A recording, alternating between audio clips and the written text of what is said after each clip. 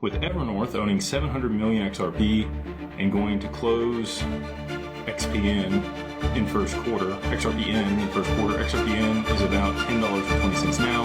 Should we buy before they close the deal? Thanks again.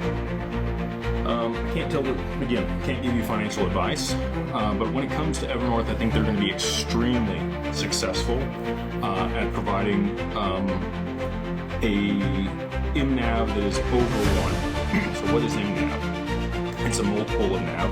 MNAV, net asset value, is NAV. So like a ETF would trade 1-to-1 with the NAV. So, however many shares, or however many XRP are issued per share, as the, price of XRP goes up, the share prices go up in correlation. When you have a DApp, like Evernorth, which is a digital asset treasury company, then you can do some interesting things. You can issue debt, you can do convertible notes, you can borrow money, buy the asset, and then put it to work in ways that are a little bit more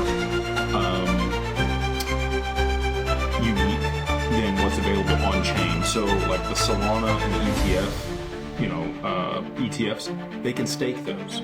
Bitcoin and XRP don't have a native staking mechanism.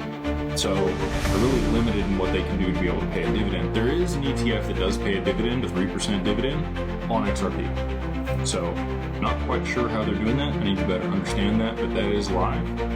I do think that Evernorth will pay a dividend of some kind, and I think the share price will likely trade above MNAV. So if you were invested in Evernorth, it would be like a leverage bet on XRP.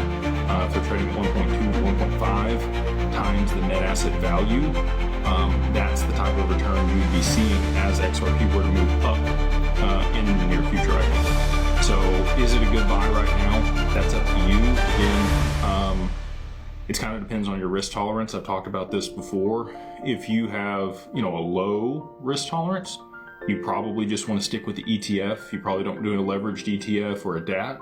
If you have a bbit higher risk tolerance, because it can also trade below NAV. Like there's a lot of DATs right now that are underperforming and not doing well because the market's down.